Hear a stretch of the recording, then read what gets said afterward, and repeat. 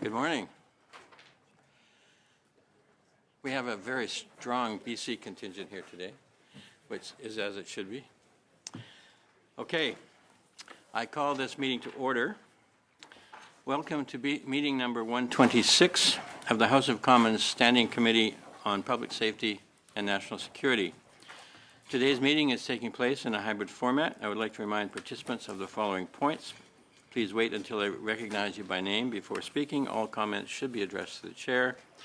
Members, please raise your hand if you wish to speak, whether participating in person or via Zoom. The clerk and I will manage the speaking order as best we can. So pursuant to Standing Order 108 Sub 2 and the motion adopted on October 22nd, 2024, the committee commences its study of electoral interference and criminal activities in Canada from agents of the Government of India. I would now like to welcome our witnesses today. From the Privy Council Office, we have Nathalie Drouin, Deputy Clerk of the Privy Council Office and National Security and Intelligence Advisor to the Prime Minister. From the Canadian Security Intelligence Service, we have Daniel Rogers, Director. From the Department of Foreign Affairs, Trade and Development, David Morrison, Deputy Minister of Foreign Affairs. From the Department of Public Safety and Emergency Preparedness, we have Tricia Geddes, Associate Deputy Minister. And from the Royal Canadian Mounted Police, we have Michael Duhem, Commissioner. So thank you all for being here today on short notice, and I understand Ms. Duran will be leaving in the coming days, so it was really great that we could all fit you in on this day. It has been agreed that Ms. Duran will make an opening statement on behalf of the entire panel. I yield the floor to you, Ms. Duran. Go ahead, please. Merci beaucoup. Thank you very much, dear members of the committee. My colleagues and I would like to thank the committee for the invitation to speak with you today regarding public safety of Canadians and foreign interference as it relates to the Government of India. As this committee will understand, while we are here in full collaboration and ready to answer your questions, you are convening this meeting in the middle of important public security investigations, which therefore limit what we can share. We are not in a position to provide details on evidence. However, we can share with you the rationale for concern for public safety, and we can speak about our attempts at cooperation with India and how India's refusal to cooperate led us to where we are today. Law enforcement has been investigating extreme violence within communities, and CSIS has been looking into India foreign interference for years. As you are aware, on September 18 of last year, the Prime Minister announced in the House of Commons that Canada became aware of credible allegation based on intelligence of a potential link between the killing of a Canadian citizen in Canada and agent of the Government of India. Since the Prime Minister's statement last year, the government's response has followed two separate tracks: law enforcement and diplomatic. The diplomatic track addresses our relations with the Government of India in many areas. And the law enforcement track has focused on public safety and the application of the rule of law. Public safety of Canadians has been the paramount consideration for all our actions when evaluating our relationship with India. We do understand and value all India represents to Canada as an international partner, as well as our significant people-to-people ties. However, we cannot ignore the attempts by agents of the Government of India to engage in coercion and violence in Canada and to undermine our democracy. The RCMP has also sent resources to work directly with India's Central Counter-Terrorism Law Enforcement Agency to allow for cooperation on violence extremism. Il est important que le public. It's important for the public to understand what steps have been taken toward cooperation with India throughout a series of meetings. Since August 2023, we have been clear that it is essential for our officials to maintain meaningful channels of communication and cooperation with India.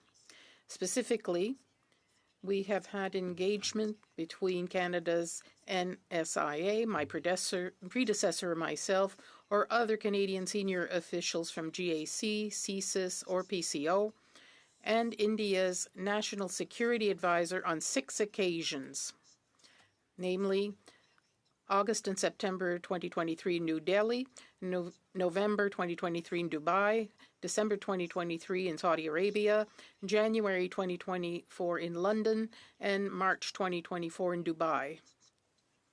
In May 2024, when the RCMP made arrestation on the Niger case. In addition, I spoke on several occasions to the then High Commissioner of India to Canada. The Prime Minister also discussed the matter at the G20 in New Delhi last year with Prime Minister Modi. The government of India's response was to spread a false narrative that Canada showed them no evidence and that we were ignoring their concerns about Khalistani violence extremism. After months of investigation and several updates, the RCMP approached the Deputy Minister of Foreign Affairs and I in late August of this year to present serious concerns for public safety and explore all potential tools available to us to disable India's network in Canada. This unprecedented request from the RCMP during an ongoing investigation spoke to the seriousness of the risk posed to Canadians and people living in Canada. The evidence revealed the modus operandi used by India to target people living in Canada.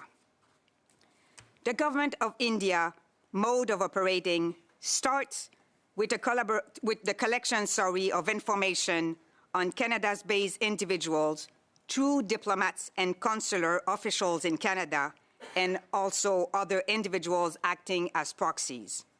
Some of these individuals and businesses were coerced and threatened.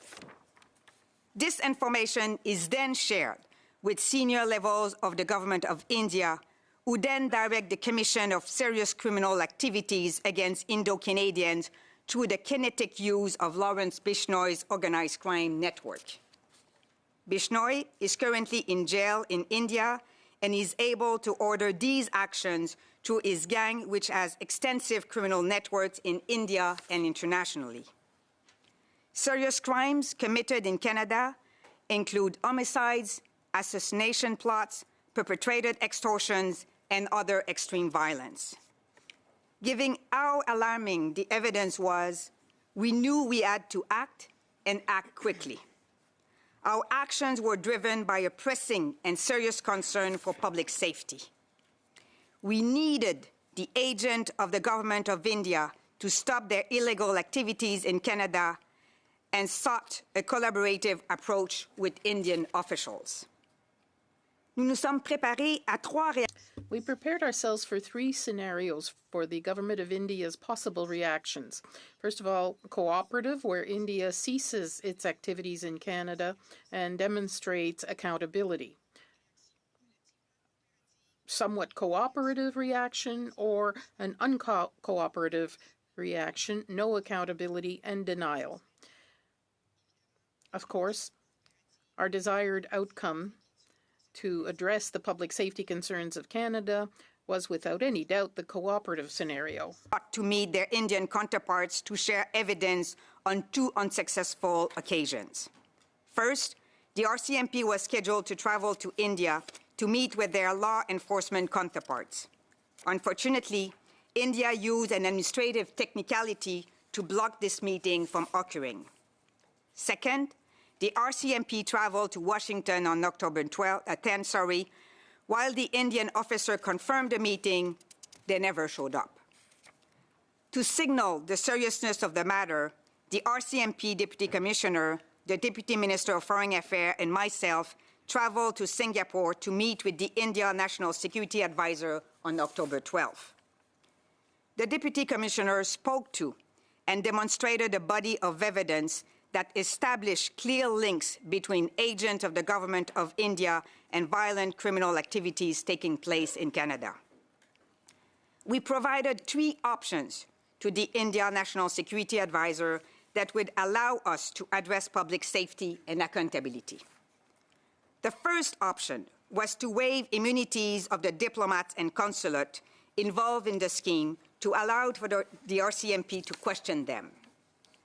The second option, the comprehensive option, was for India to take accountability and manage the violence by first stopping their illegal activities in Canada, including directing Bishnoi to cease and desist. Second, by issuing a public statement to adopt a mechanism to look into the modus operandi within India, as they have done with the US case. Third, by recalling their diplomats involved in the scheme. And fourth, finally, by announcing a new India-Canada high-level dialogue on countering extremism. If the first two options were to be refused, Canada would declare the diplomats persona non grata, and RCMP would issue a public statement to explain the situation to Canadians, what we call the unilateral option. In order to address Canada's serious public safety, our objective, as I said before, was the accountability option. While during the meeting, our counterpart did not refuse to look into the accountability option, he refused to acknowledge any links and deny everything we presented. We eventually agreed to pause, keep the meeting confidential, as suggested by my counterpart, and reconvene on October 14, Monday, Thanksgiving, to further discuss. Instead, government of India chose to not respect our agreement and go public the next day, Sunday, October 13, and use again their false narrative that Canada has not shown any evidence. By going public, the government of India clearly signaled that they were not going to be accountable or take the necessary actions we needed to ensure public safety. It then became clear to the RCMP that we had to take the unilateral option, meaning PNG the diplomats, and issue a public statement. We also decided to roll out our media engagement strategy to seek a broader audience and maximize impact. Deputy Minister Morrison and I spoke to the Washington Post on background late Sunday afternoon, October 13. We provided non-classified information on the action we had taken to cooperate with India and explained how the evidence showed links to the government of India conducting illegal activities against Canadians, including threats to their lives. The government of India has, from the beginning, accused Canada of engaging in a politically motivated investigation and using the Canadian media to further this. This is clearly not the case. However, we were prepared for this accusation to resurface. Therefore, we made a strategic decision to engage a respected international news outlet that had already published on the subject to ensure the record was straight and that our side of the story would be widely heard. Dans l'intérêt de la sécurité publique, in the interest of public safety and disrupting a network fueling violence in Canadian communities, Minister Joly declared 6 accredited Indian representatives persona non grata. India reciprocated by declaring PNG 6 Canadian officials from our High Commission in New Delhi. This is not a decision that Canada took lightly. Engaging with India is a central component of our Indo-Pacific strategy. Our position should be clear. Canada remains open to cooperation with India, but we need to have a meaningful engagement from India on our grounded and serious concerns. Thank you for your time, and we are available to answer your questions. Thank you very much. We go now to Ms. Dancho for 6 minutes, please. Thank you, Mr. Chair. Thank you to the witnesses for being here to discuss this very serious development. certainly in the RCMP Commissioner, in your own words, are an unprecedented announcement that you and others had made on October 14th, and you had said that the violence orchestrated by India has become, quote, a significant threat to public safety in Canada, with well over a dozen credible and imminent threats to life. And Commissioner Duham, on October 14th, you said that you had clear evidence that links officials from the government of India to violent crimes in Canada, but you provided no further details at that time, and you said that you needed to protect the open investigations and court proceedings. Is that correct? That's correct. And at that time, you were of the opinion that those details, if released, could jeopardize the investigation into the murders and other violent acts by India on Canadians and people residing in Canada. Is that correct? Yes, and I also comment on the evidence that was presented by Deputy Commissioner Flynn in Singapore with Madame Dewey and Mr. Morrison on the schemes or the modus operandi of how the government of India operates. And Mr. Durant already mentioned this a bit, but you are aware, of course, of the Washington Post article from that same day on October 14th that includes details of this sensitive information that you had chosen not to share because you felt that it would jeopardize the investigation. Is that correct? Just for clarity, there's a difference with sensitive information under national security chapeau, but this was the information that's in the article. It was more or less some information from the investigations that we're doing. So you don't feel that the information in the Washington Post, that those details were sensitive in any way? Not sensitive to national security as it's portrayed as national security sensitive information. It's information part of investigation, which normally we would like to keep within, but sometimes we do release some information. So normally you would have kept those details private, but they're of course not private anymore. I would say on occasion we have come up with some information to stimulate certain things when we're investigating, but this one here again is not sensitive, as I mentioned, under the national security definition.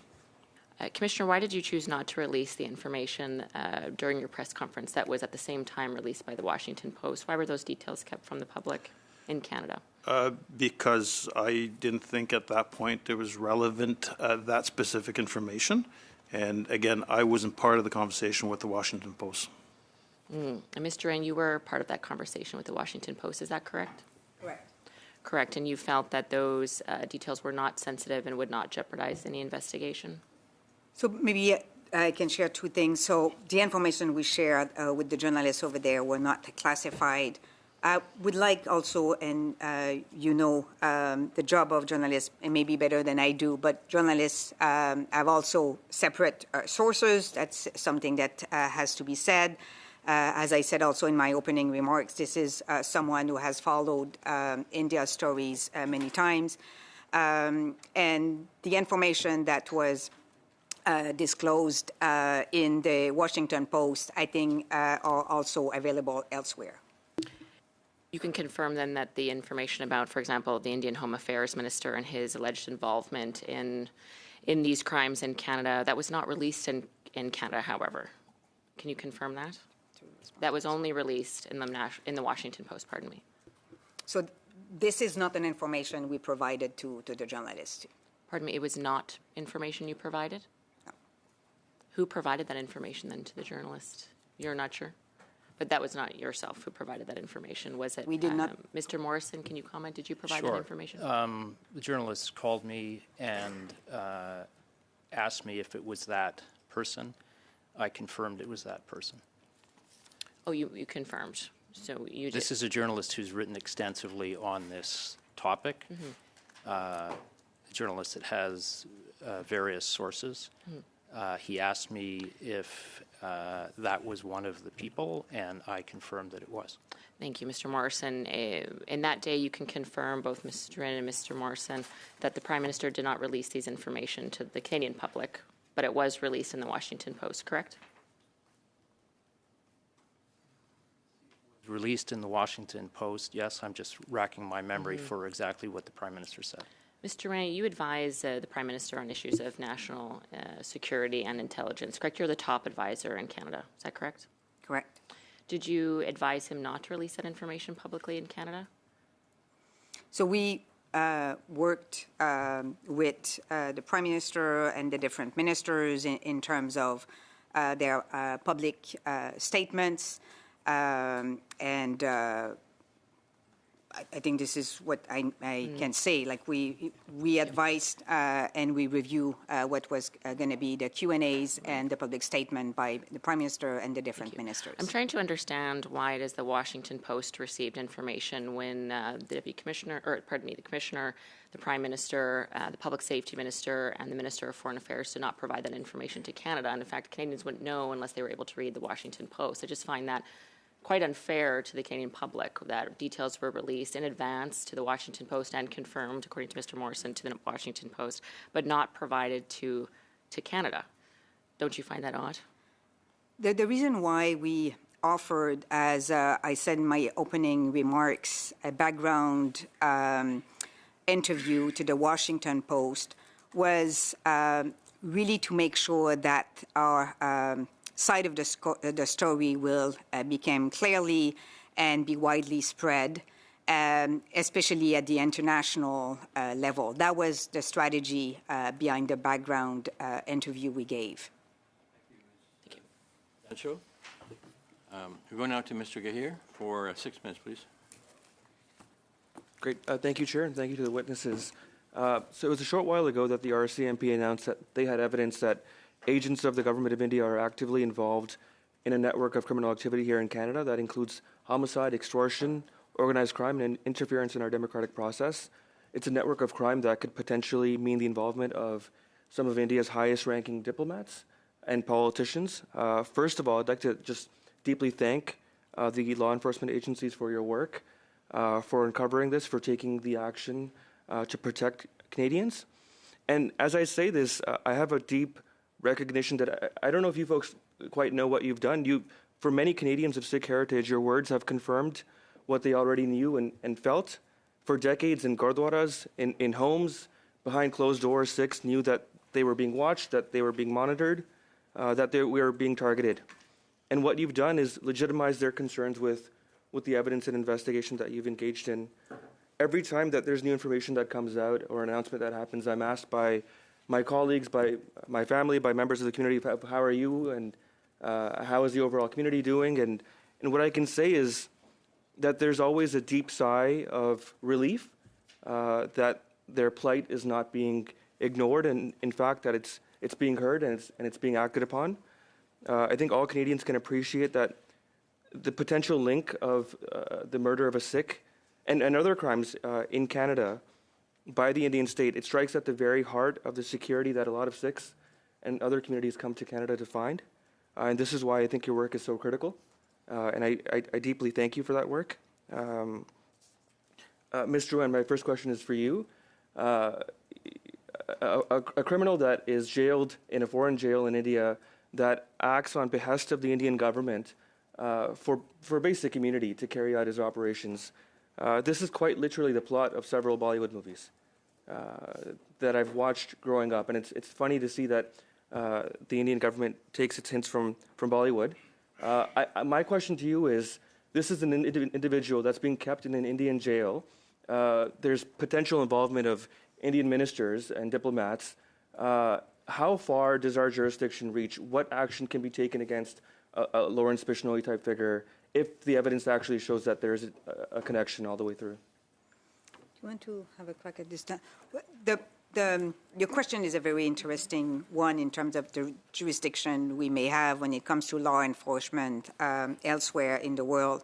And this is why, as I presented in my opening remarks, the cooperation mechanism and for India to take accountability and to direct Bishnoi to stop its illegal criminal activities in Canada was essential.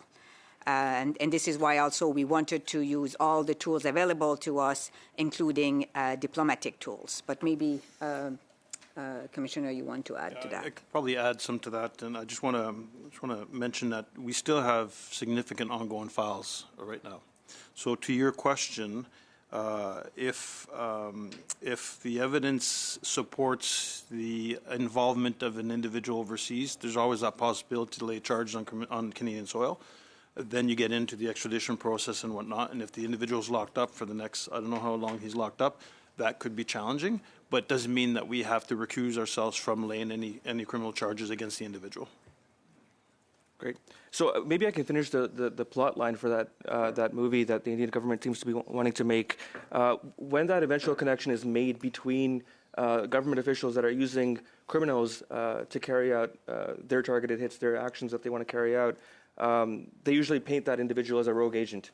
And so I assume eventually that is the information that's going to come out when this investigation comes out. My other question is, we know that the Conservative Party leader has engaged in willful blindness. We know that the Conservative Party has said that their leader could be briefed via a TRM, a threat reduction measure. Are you considering briefing him in that way? And could you explain the limitations of a TRM and compared to the amount of information that he could receive if he received top secret security clearance? Thank you.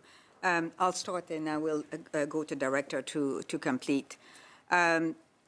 So in terms of sharing information with different parties, the easiest way for sure is to be able to have a top secret conversation with leaders. That can help us in terms of managing the caucus if needs be, and it is also the simplest way. A threat reduction measure is a mechanism by which some information can be revealed, the essential and necessary information in order to manage the threat. I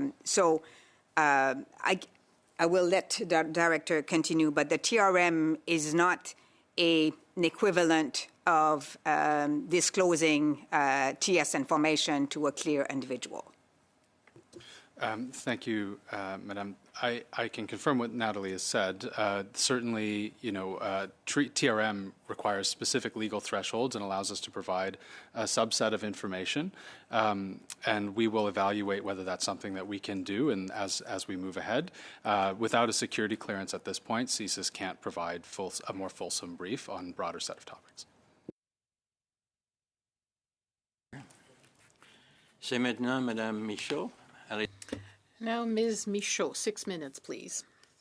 Thank you, Mr. Chairman. I thank the witnesses for their presence here. It's greatly appreciated.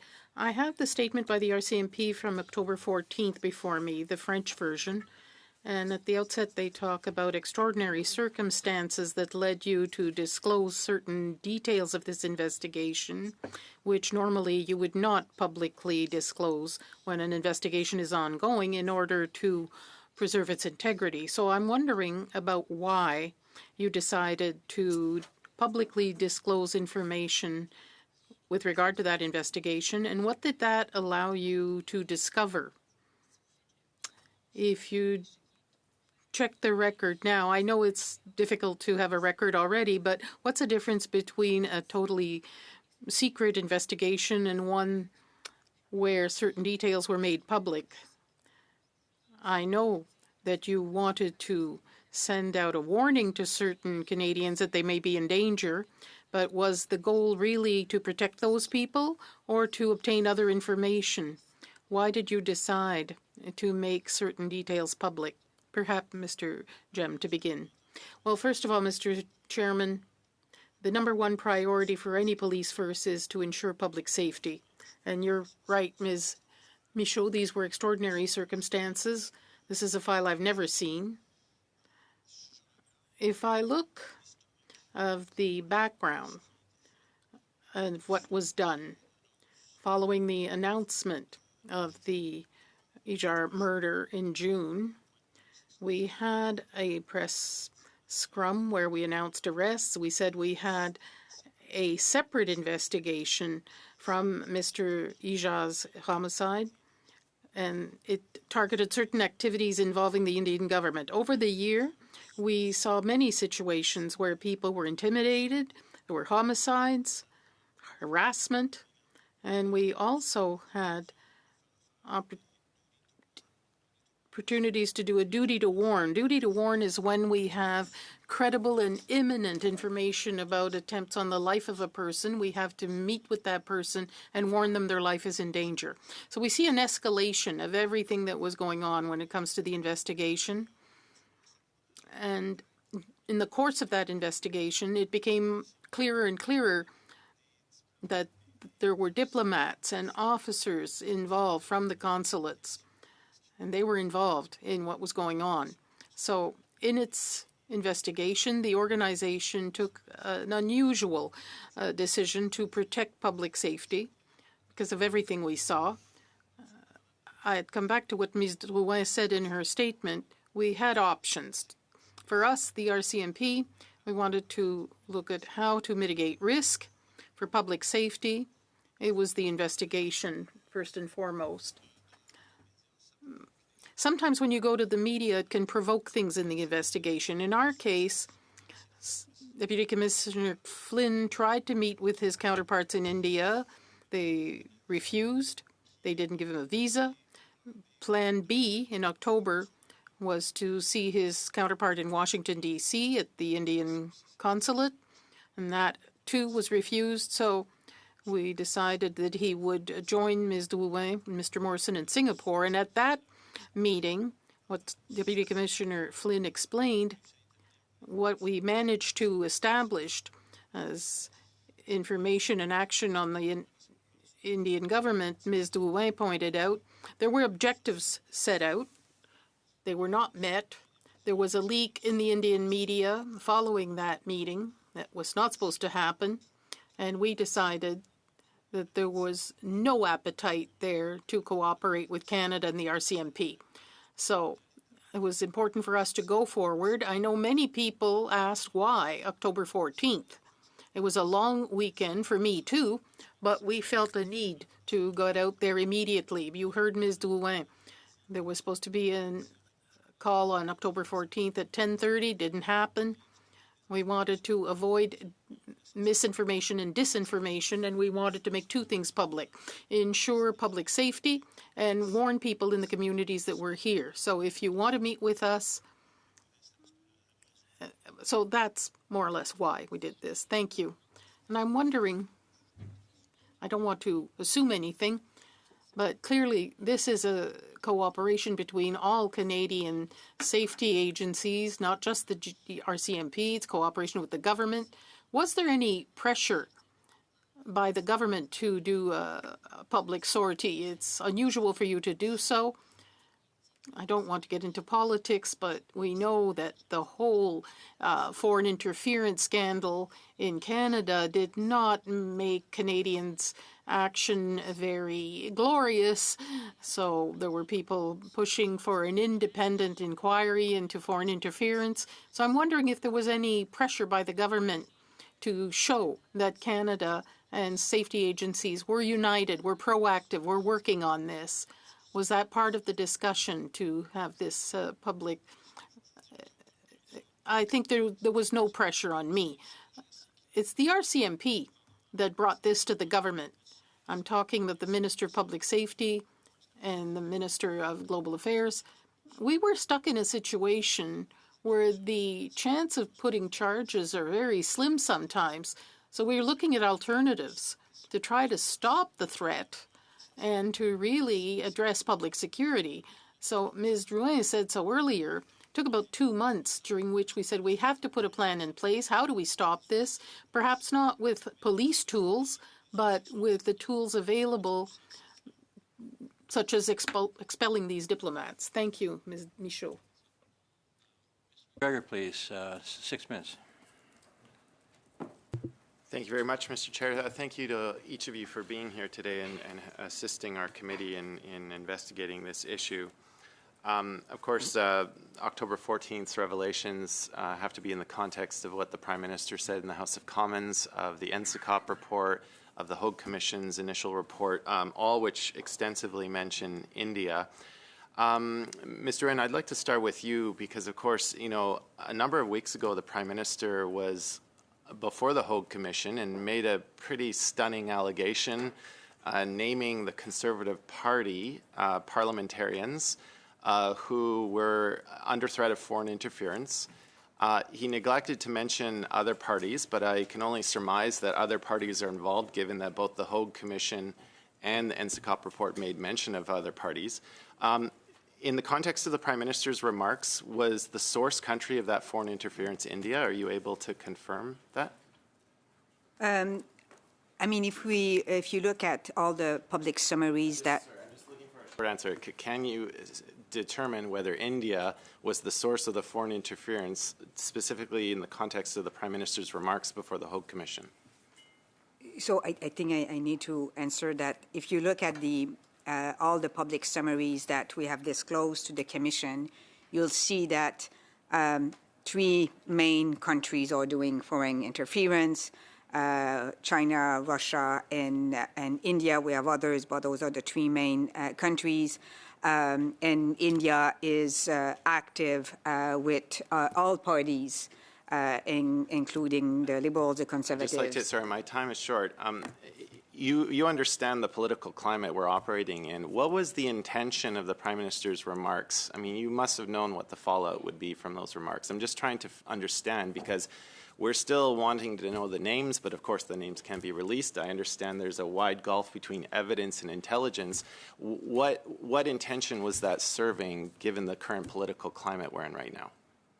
So I'm here to talk to you about the facts. What I'm telling you is that India is a player when it comes to foreign interference, and India can target all parties depending on their respective interests. Thank you. Mr. Rogers, I'd like to turn to you.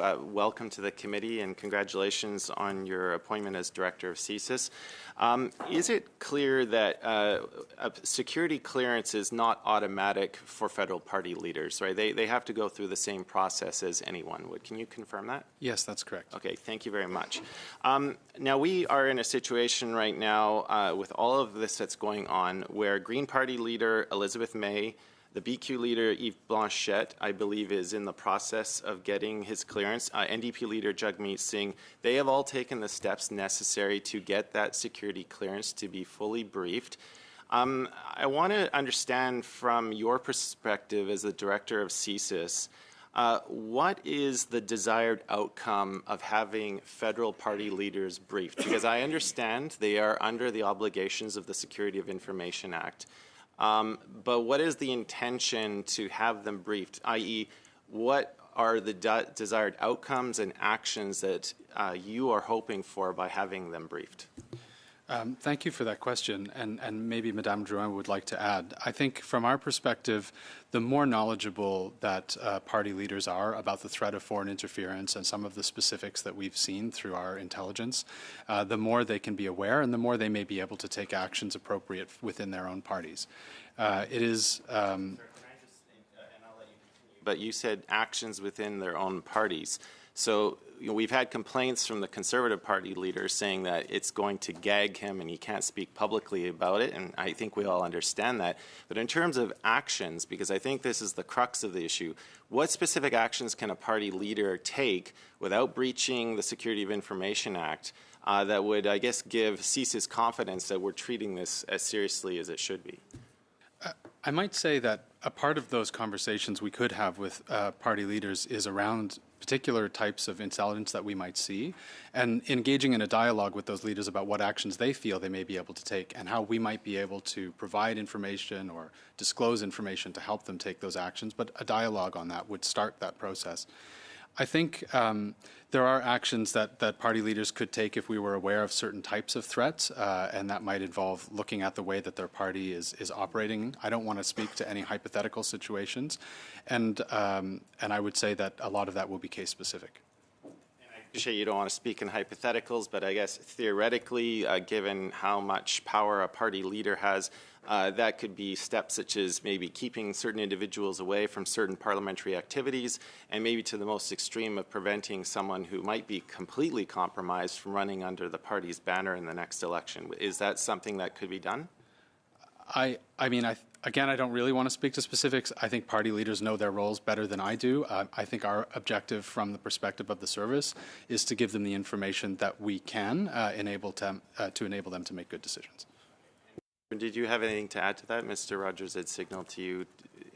So I totally agree with that. I guess you know that leaders of parties can manage their party, their members of caucus, so that management authority gave them a series of tools in terms of responding to the intelligence that we can share with them.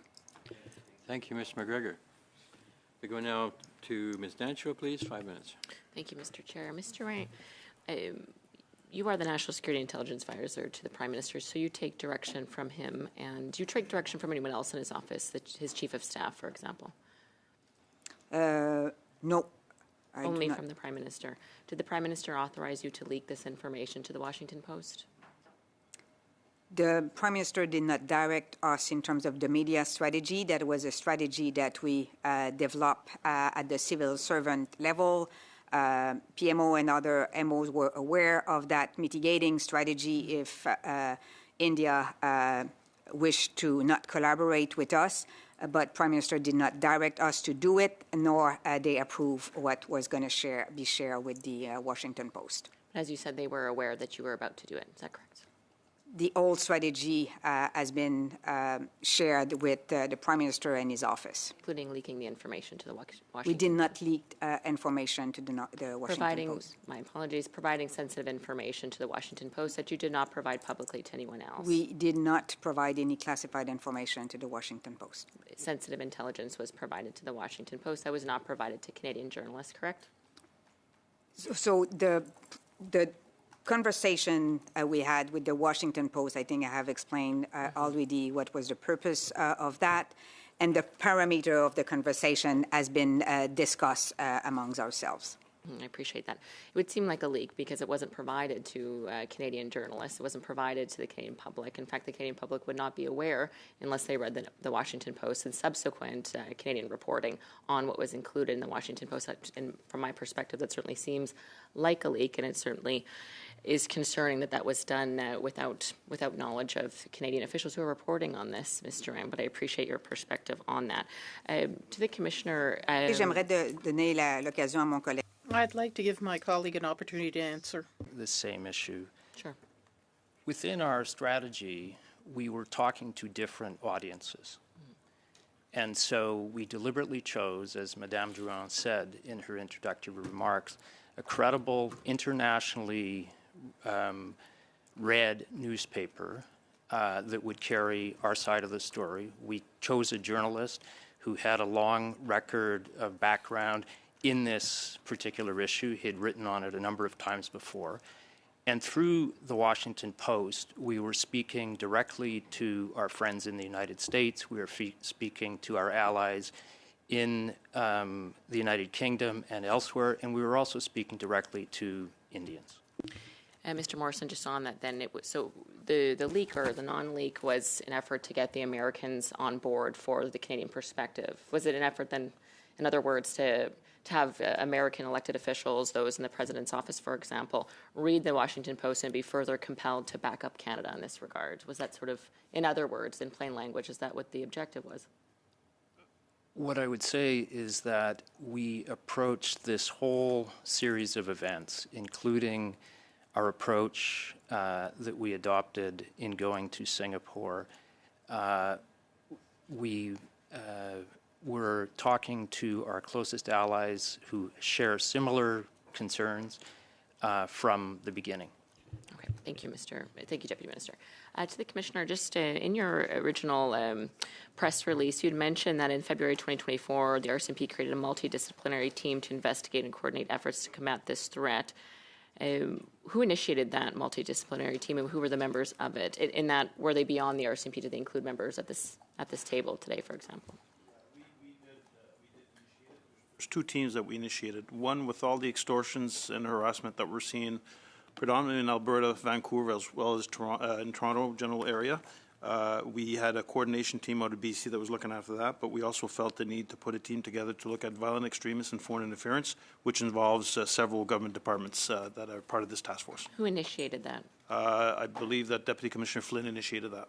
Okay, so it was not direction from anyone at this table or anyone from the Prime Minister's office No. to engage in. Was that team central to the subsequent events that we heard over Thanksgiving? I would say that team, there was already independent investigations going on before this team was created. This was more to bring a whole government approach as what we're seeing from the intelligence-wise from the criminal side. To my final seconds here. So this was the first time that a whole of government approach was taken, was February 2024. At this size, yes. But other than that, there's daily work with the service and other government departments on a ad hoc basis when required. Thank you, Ms. Dancho. We go now to Mr. Dhaliwal for 5 minutes, please. Thank you, Mr. Chair. Mr. Chair, as you know, Mr. Nijjar was my constituent and was assassinated on a sovereign religious place to the Sikhs. So it is clearly an attack on Canadian sovereignty as well as Sikh sovereignty as well. Mr. Rogers earlier mentioned that TRM will not do the whole thing, the clearance. And what I'm hearing on the ground is that Mr. Pierre Poilievre is not doing the responsible thing to take the clearance. And not only that, we have heard extensive calls, for the conservative leader of the opposition to do responsible thing and get his clearance. Can you explain to this committee why it would be the responsible thing to do for Mr. Pierre Poilievre to get the clearance? Mr. Rogers. Yeah. Thank you for the question. I think I would just say that the responsibility of the service is to do everything that it can to protect public safety and to reduce the threat of foreign interference from India in Canada.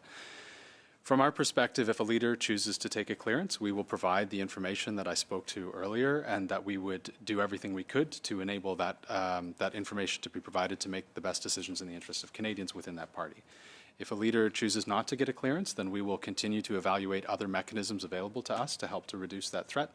That can include threat reduction measures or others. If a leader chooses to have a clearance, we can have a broader conversation with them about the details of the threat and certain types of intelligence. Thank you. And you have mentioned the threats, and particularly India. What are some of these specific indicators of foreign interference from India that CSIS has identified, and what are steps CSIS is taking to prevent foreign interference in Canadian political process as well as to protect Canadian citizens? Thank you. It is a very good question. Obviously, you've heard from the Commissioner earlier about some of the most egregious examples of criminality that the RCMP has uncovered with links to the government of India. I would say that from a CSIS perspective, we could add to that some of the things that we have been saying to the public recently, which is that the government of India seeks to advance pro-India narratives and align Canada's position with the position of India. This is particularly true when it comes to individuals that India perceives to support a pro-Khalistan independence movement, which is a particular sore point for India. We see India using proxy agents here in Canada to try and advance those goals. And we can see different types of foreign interference attempts ranging from disinformation to criminal activities that the RCMP has mentioned to be able to achieve those goals. Obviously, this is a concern for the service, and as Madame Drouin has said earlier, this is something we've been tackling for a number of years. We do investigations to try and uncover information. We use the information uncovered to work with our partners across the Government of Canada and our allies. We, in an effort to protect public safety, if we see information that could be harmful to an individual in Canada, we work very closely with police of jurisdiction and the RCMP to make sure public safety is assured by sharing that information through a robust framework. And where necessary, we can do things like threat reduction measures. The last thing I would say on that point is we have well, not just recently, but especially recently engaged in a lot of stakeholder and community outreach to make sure that we build resilience across the various communities that could be threatened by foreign interference by India and others. And Bill C-70 has helped us do that through a new ability to have resilience disclosures with Canadians. Thank you. My question to is Commissioner Dohim. In the recent CTV news article, you stated that there has been significant reduction to the public safety threat since the 6 Indian diplomats were expelled from the country. What are some of the specific indicators has led to the assessment that there has been a significant reduction in public safety threats? Thank you for the question, Mr. Chair. And I mentioned earlier that throughout a period of a year and a half, it ebbed and flowed from significant to imminent, and that's when we did duty to warrants.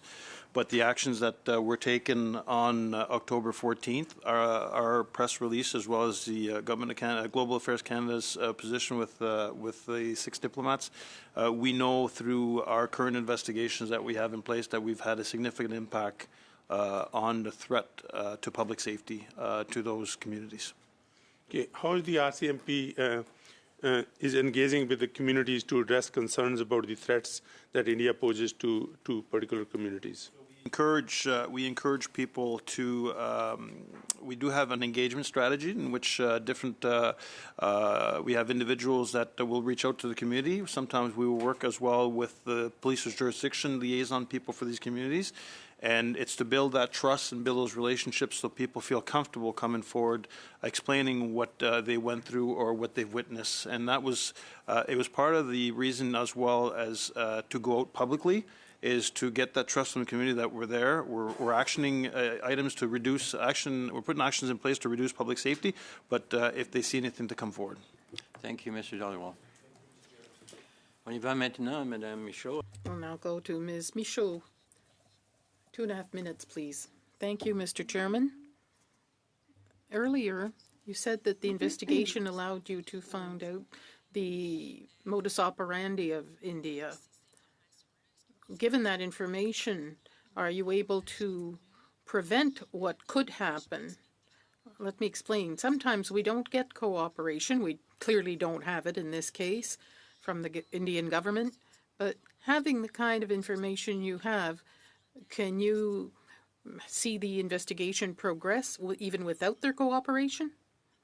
Two little things here. What we saw here in Canada is not unique because the U.S. did lay charges against two people, one who's an official representative of the government of India and another one from organized crime. Very similar to what we saw in Canada, a contract against an American citizen, a contract to kill him.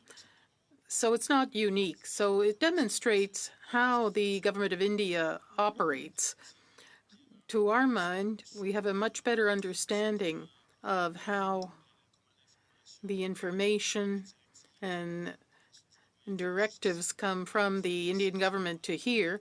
And these diplomats who were sent home, the fact that we were able to accumulate enough evidence to convince the government to expel these diplomats says a lot about the work we've done. Ms. Drouin talked about one of the options, which was to lift the diplomatic immunity of these people before expelling them.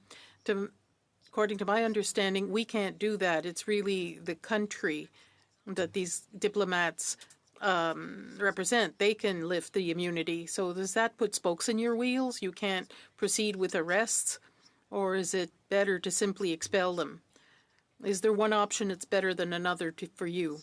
Well, thank you. First of all, of course, since these diplomats enjoy immunity, it does make the investigative work much more difficult. And that's why the first option was to ask India to lift immunity in order to allow us to apply the law against them. We did not expect India to accept that first option. That's why we developed another more integrated option of accountability and make them stop directing violent crime in Canada. Mr. McGregor, please, 2.5 minutes. Thank you very much, Mr. Chair. I think for my next series of questions, I'll turn to you, Mr. Morrison, and maybe to you, Mr. Rogers, as a follow-up. With all of the revelations that have been made over the past year or so concerning the government of India's interference, I mean, we heard earlier of what India's strategic objectives are in Canada to, I guess, have a more pro-India stance in Canada. And I guess in the short term, that seems to have backfired spectacularly given the negative news that is now cycling through Canada. But Mr. Morrison, what I wanted to ask you is, is the department satisfied with Canada's allies' response to this? Do we feel that we're getting sufficient backup and confirmation of our concerns from some of our closest allies about these very strong allegations? I mean, we are basically accusing the Indian government of working hand in hand with serious criminal organizations involved in everything from murder to extortion and coercion. Are you satisfied that our allies are in lockstep with us on this approach to the government of India? I am absolutely satisfied that our allies are advocating on our behalf. You've seen the public statements, and we know for a fact that they have been advocating privately with our counterparts in India. Okay. Maybe, Mr. Rogers, I'll turn to you because, of course, Canada belongs to an exclusive club, the Five Eyes, and there's some fantastic relations there, great intelligence sharing. Have your counterparts in the other 4 countries, have they been able to confirm sort of an increase in India's activities in their respective countries? Like, is this a concern shared by your other 4 counterparts to whatever degree in their home countries? Thanks for the question. Obviously, I can't speak to the specifics of what other countries have seen from an intelligence perspective. I can say, similar to what Mr. Morrison said, that we enjoy extremely strong relationships with our Five Eyes partners and more broadly across the world. And we speak about this issue of foreign interference increasingly, including around India, within our service and within others like CSE and other government partners. I think foreign interference as a topic on the whole with India and others forms more a part of those conversations, and I expect that to continue, especially in light of these revelations. Thank you, Mr. McGregor. We go now back to Ms. Stancho. Ms. Stancho, please, 5 minutes. Thank you, Mr. Chair. Commissioner, again, on the February 2024 that you created this multidisciplinary team, you said that it sort of brought people together to work on this issue. Is it folks at this table, or who other outside the RCMP was engaged in this at that time? So you would have some of the normal partners that we have: CSIS, CSC, CBSA, FinTrack, RRCC, RCMP, multiple sections within the RCMP, and obviously police jurisdiction when we look at the extortion cases in Alberta, Toronto, and BC. Global affairs included in that? I don't think so. This was more on a, well, I do have others where you DOJ and GAC, but most of it is all the, I'd say the practitioners when it comes to law enforcement or security mandate. Okay, it's my understanding from this testimony and others that it was about 8 weeks before this announcement on October 14th that the RCMP sort of came together with other officials at this table. Is that correct? No, in the sense that Madame Dwayne did say, or Mr. Morrison said, about 8 weeks when we started planning on the diplomatic side. But there have been regular briefings as to just to inform the speed and flow of the investigation. Ms. Duran had mentioned there were diplomatic outreach to India in November 2023. That was the first of this event. Is that correct, Ms. Duran? Can you just correct me? You had said it in your opening statement.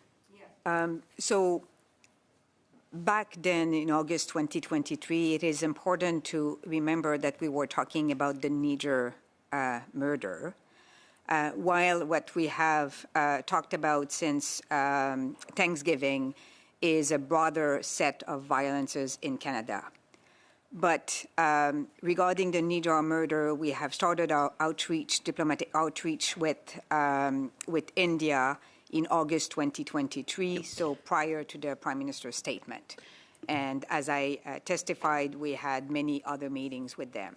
Did you have other conversations with the Prime Minister following his statement in the House of Commons on September 18th between then and in the few weeks leading up to October 14th of this year? The Commissioner said, Commissioner and the Deputy Commissioner offered, and I said that also in my opening remarks, several updates on this file to the Prime Minister and myself over the last year. Mm-hmm. I'm trying to understand, we had this unprecedented event where the Prime Minister stood in the House of Commons and made this quite extraordinary claim that India was responsible for the murder of, Canadian. And then 11 months later, on October 14th, 2024, we see that there was quite a phenomenal escalation of the concern to those in Canada and Canadian citizens and others from India. So from an outsider perspective, there was that statement made in the House of Commons, and things got extraordinarily worse despite the number of efforts you have outlined that you have made in that time. I'm trying to understand where the failure was to stop this. Perhaps you can shed some light on that, Ms. Duran. Why were all these efforts that you've said that you've done, why were they not successful? It got to a point where 13 individuals were in peril 11 months later. Le commissaire l'a dit, et je le... The Commissioner said it, and I repeat, for many years now, there have been investigations about violence against Canadians of Indian origin on Canadian soil. one of the reasons, and you're completely right in saying that violence has escalated, unfortunately, after August 2023, and it's precisely that escalation of violence that led the RCMP to having talks with Global Affairs Canada so that we can look at the use of all available tools to put a stop to that network of violence. And the first thing that needed to be done was to make this network of data collection impossible.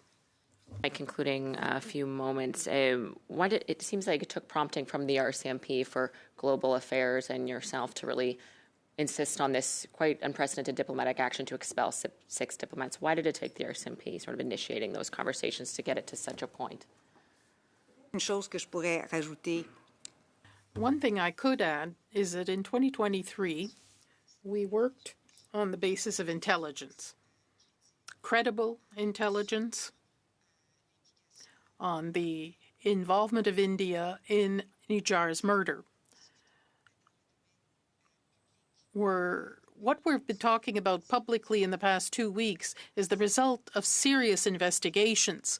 So I think it's important to make that distinction. It's the very hard work of multidisciplinary teams led by the Commissioner and Deputy Commissioner that allowed us to shed light on this stratagem. There's the ones who realized that investigations were to continue, but while they continued, we had to take the action necessary to put an end to this network of violence. Going now to Mr. Sarai. Mr. Sarai, please, 5 minutes. Thank you, Chair. I want to thank you all for your very professional and thorough role in uncovering the egregious breach of Canadian sovereignty and safety of Canadians by India. It's also very sad to see that my colleagues from the Conservative Party have not asked not one question, in the House or in here, in the press, on India's involvement in these crimes, but it's all been about your role in sharing information to counter disinformation with the Washington Post. And while this is the greatest threat to Canadian sovereignty that we have faced in at least my generation. This is sad and goes beneath my lowest expectation of the Conservative Party of Canada. Every Canadian of Sikh heritage, South Asian heritage, deserves better. It has just been heard that India has a very pro-India agenda that they want to implement in Canada, and a leader who is said to have received support from India prefers silence, not to see the evidence, rather than address the issue that is facing the threat of our democracy. I'll let Canadians figure out the correlation between the three. My first question is to you, Mr. Dumais, or Mr. Rogers can answer. Have you seen evidence of any other democratic country that has gathered information on Canadians, passed it up to its capital, then given the information to organized crime to conduct such heinous crimes as murder, extortion, and shootings in Canada? Mr. Chair, I will limit my comments to, we do have ongoing foreign interference investigations, so in considering that they're ongoing, I'm not going to comment on that. But going back to the India side, we did see the indictment of 2 Indians in India on a planned murder on a U.S. citizen, so that dictates that other countries are probably going through what we're going through with the same modus operandi. What I'm asking is, any other countries, have they used that modus operandi on Canadians that we've seen in the past, whether publicly aware or to this degree, which includes murder and extortion? I would say not to that extent. Can I ask you another question? Has any of your actions been political or politically motivated? Not at all. As I mentioned earlier, this is an RCMP lead investigation, and we actually brought it to the attention of the government. Has Leader of the Conservative Party of Canada, Pierre Poilievre, ever contacted you, Mr. Dumais, or your department, or Mr. Rogers, or Ms. Drulin, for a briefing on the transnational aggression by India against Canadian citizens? Not my office. Ms. Drulin? I'd like to say that I had an opportunity to give a briefing, along with my colleagues, to all the opposition leaders about the situation we're discussing right now.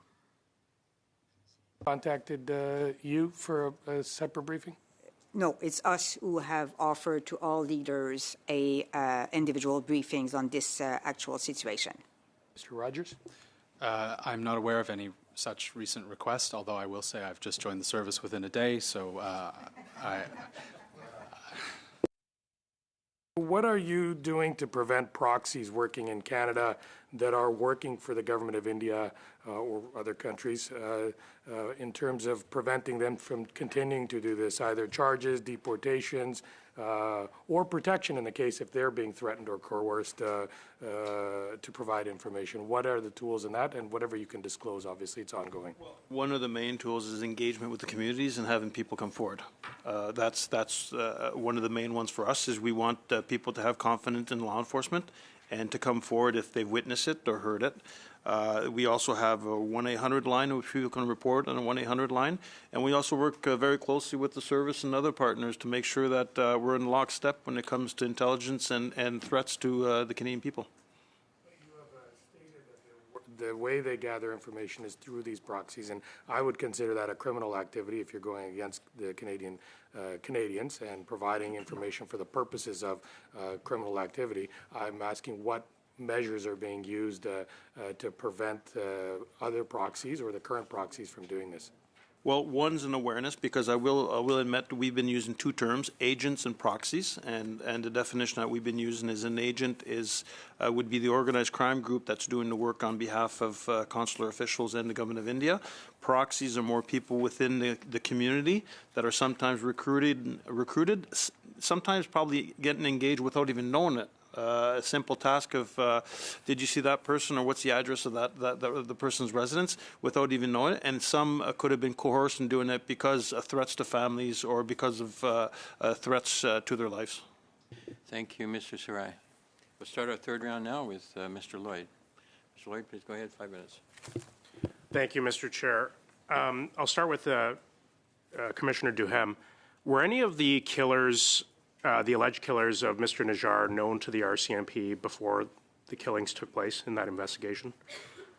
The Najjar case right now is before the courts, and I'm not going to make any comments on the Najjar file as it's before the courts. Disclosure will happen in due course through the judicial process. But it's been publicly reported that the four killers, we have Amandeep Singh, Karan Brar, Karen Preet Singh, Kamal Preet Singh, forgive me if the pronunciation's incorrect, these alleged killers were all temporary residents. Is that the case? I would have to go back in my notes to confirm that these were all temporary residents. I couldn't answer. Reported in the news. Can any of the other witnesses comment on that? This has been publicly reported in the Toronto Sun. Was nobody aware at our RCMP services that of any criminal background of these characters before they were allowed to come to Canada? I'm not saying that nobody is not aware. What I'm saying is the matter is before the courts, and we're not going to comment on it. Well, this has nothing to do with the current investigation, Commissioner, but it has a concern. It has a concern about whether or not our country is prepared to protect our national security. That's what we're talking about today. And if people with criminal backgrounds are coming to our country, being allowed to come to our country through the temporary resident program and possibly through the international student program, that's a serious breach of our national security. And that's our immigration system after 9 years of this Liberal government. In the case of Amandeep Singh, who has been accused of killing Mr. Najjar, were you aware that Amandeep Singh was on bail when the killing took place of Mr. Najjar? Again, I'd have to go through my notes of the briefing because it happened quite some time ago, and a lot of things have happened since then. Well, I guess I'll enlighten the committee. As was reported in the Toronto Sun, there was a March 2023 warrant for fleeing police and the dangerous operation of a motor vehicle in Surrey, BC last November. He was pinched on firearms and drug charges in Brampton. He was out on bail at the time of the Peel Region incident.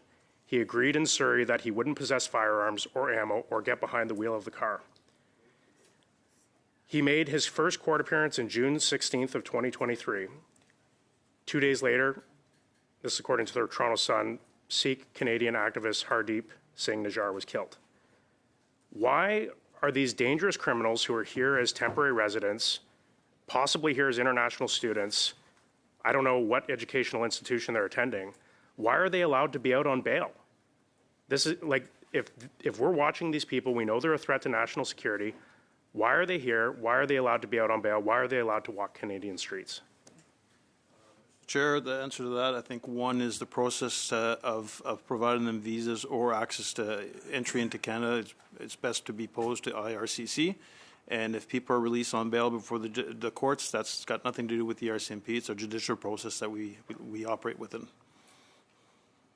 I think Canadians will be somewhat concerned. We have, many of the lead figures from our national security establishment, and there doesn't appear to be any sort of coordination between Immigration Canada, between our security services, and I'm not getting a lot of confidence today that our national security is being protected in this country under this government when it appears that our immigration system has been compromised in this case, when it appears that our justice system is being compromised, and these accused killers are being allowed to walk on the street and go after Canadian citizens, particularly Canadian citizens of Sikh background. I think that's deeply concerning to me, and I think that should be a major focus of what this investigation is. What processes did our country have that could have prevented this?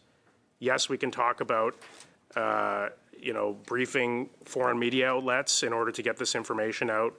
We can talk about the fact that the Prime Minister had information on this, but if we're not fixing our systems like our immigration system and our justice system, it's going to allow these very dangerous criminals to walk on our street.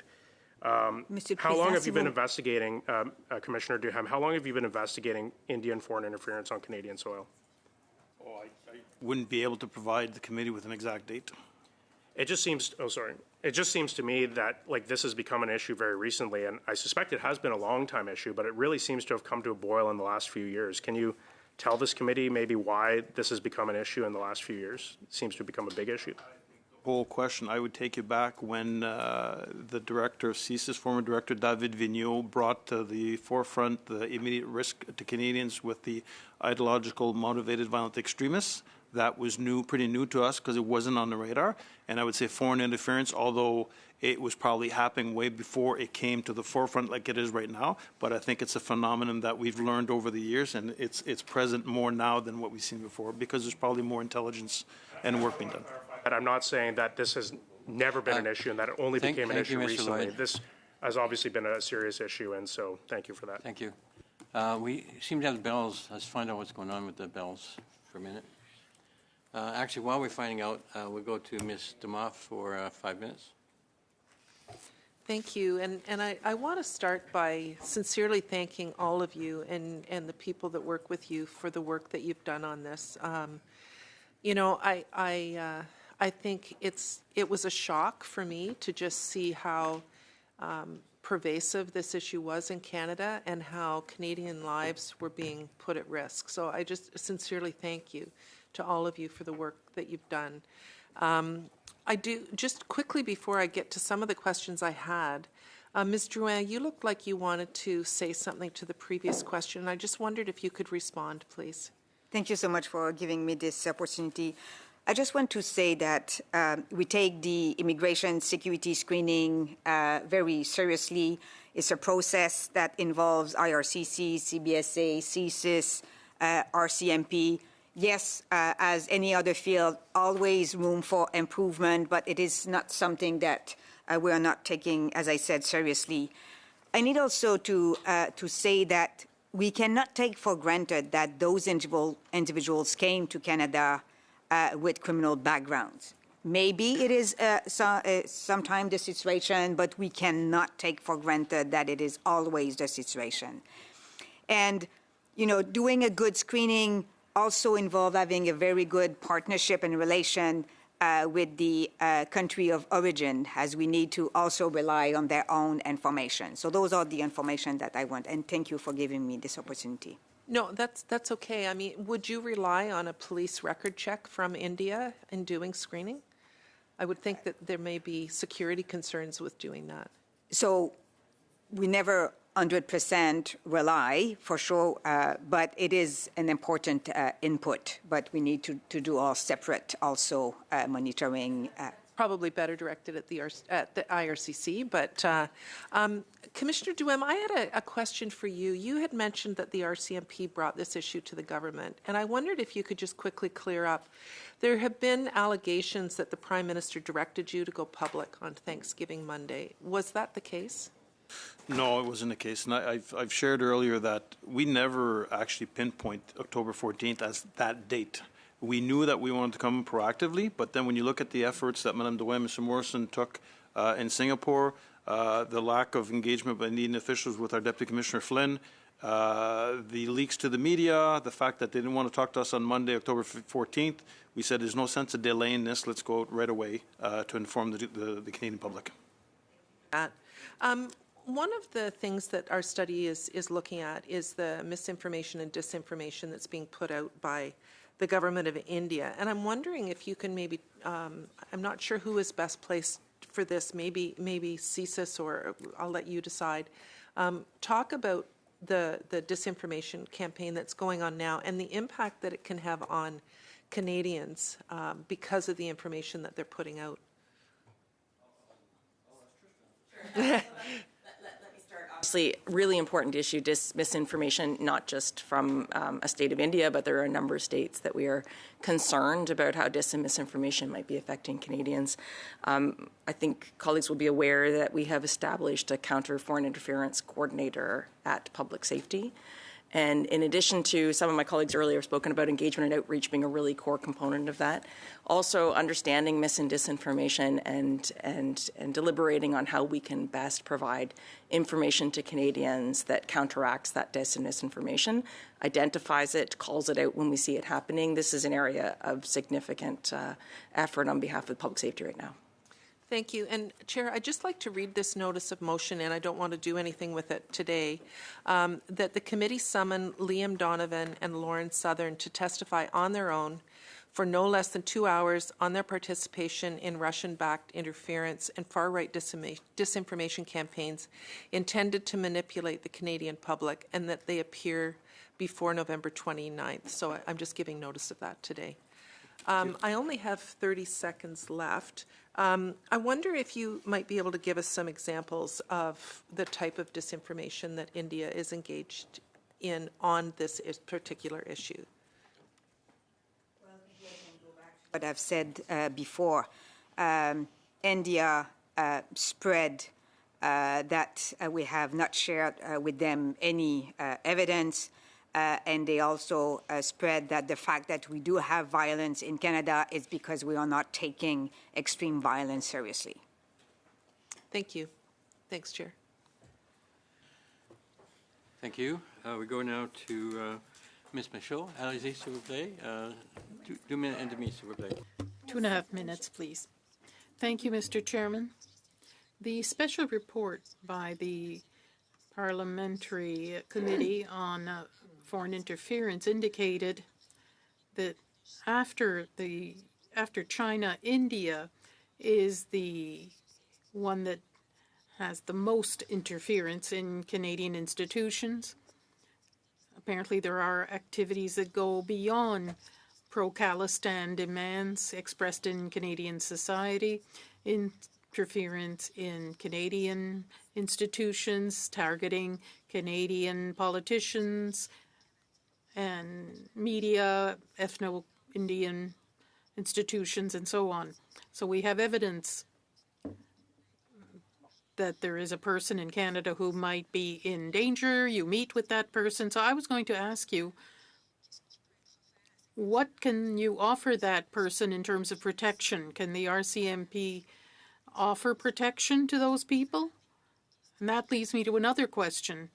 Do you only meet the people whose lives are in danger, or do you also meet those who might be suspected of participating in foreign interference. Sometimes, if you're talking about politicians, there might be people who participated without even noticing it. Somebody who goes on a parliamentary mission abroad and has a drink with a colleague from another country, shares information about Canada without realizing that this is privileged information. Do you do that kind of meeting too with people that you think may have cooperated with India in this case? Or is it just people whose lives are in danger? Because there's this whole debate about the names that the Prime Minister mentioned. The leader of the opposition doesn't want to get the security clearance to warn these people.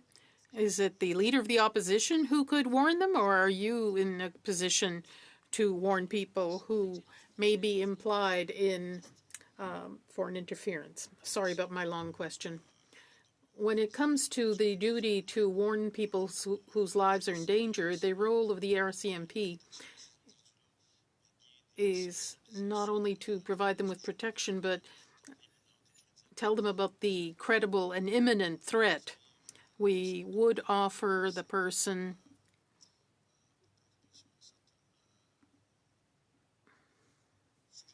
certain suggestions on maybe not follow the same routine every day, educate them about cybersecurity. There's no cookie-cutter approach for each case. We try to educate people to change their habits.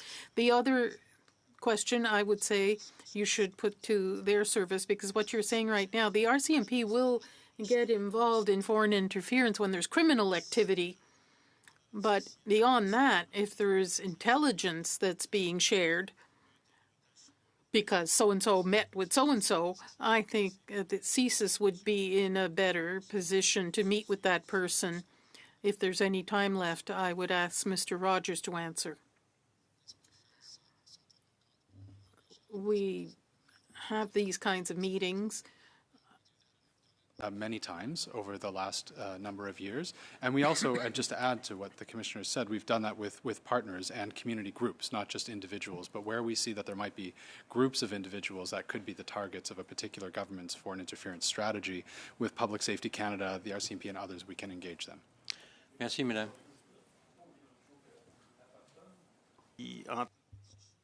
When it comes to discussions with elected officials, sometimes they're not always aware. We have a more global issue of the strategy. It's important to warn them when we know something. Thank you. Mr. McGregor for 2.5 minutes.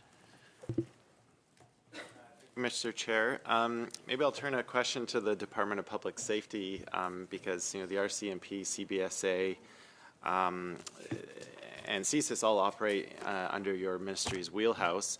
And, this this committee has been looking at a previous issue of how a couple of Egyptian nationals were able to come into Canada, and there was that foiled plot in Toronto, which was thankfully stopped before it could be executed. But we now have a situation where, a foreign government is actively collaborating with a criminal element named the Bishnoi gang. And I guess, I know that your department is still doing some internal investigations about, how did IRCC and CBSA coordinate and what went wrong. But what are some of the added challenges when a foreign government is working with a criminal activity? And is that informing how your department is having to look at maybe some of the people who might be coming from India? We don't want to put anyone under the spotlight, but we have a previous experience where someone did get in who shouldn't have been here. Just wondering if you can comment on that. Sure. The short answer, if the question is are we in a process of continuous review and understanding how these threats need to be properly identified through a security screening process? The short answer is yes. You properly referenced that IRCC and we are engaged in a bit of a lessons learned exercise to ensure we have a really good understanding of some recent cases. And part of that process, though, will involve looking at other recent cases, looking at other threat actors, and how can we ensure that whilst no system is ever going to be perfect, that the system is as robust as it possibly can be. So we're engaged in that process right now. I wouldn't say that it's new. This is a continuous engagement that we're undertaking with IRCC, and as you pointed out, with all the agencies that report to the Department of Public Safety. And very, very quickly, Commissioner Duhem, just from the RCMP's perspectives, I mean, you know, a lot of collaboration is required amongst various police forces around the world. What are some of the added challenges that you're now experiencing with the involvement of the Bishnoi gang? Well, we had good working relationships with the Indian National Investigation Agency. They were actually here in Canada over the years to understand our judicial process, and we also sent a team over there. And obviously, with what happened, we have to rebuild those relationships because we do have things in common. When I think of violent extremists, it's not only happening here in Canada, but it's also happening in India. So there are common interests there, and we want to renew those relationships so we can work together for a common cause. Mr. McGregor. We go now to Mr. Motz for 5 minutes. Thank you very much, Chair, and thank you very much for being here, witnesses.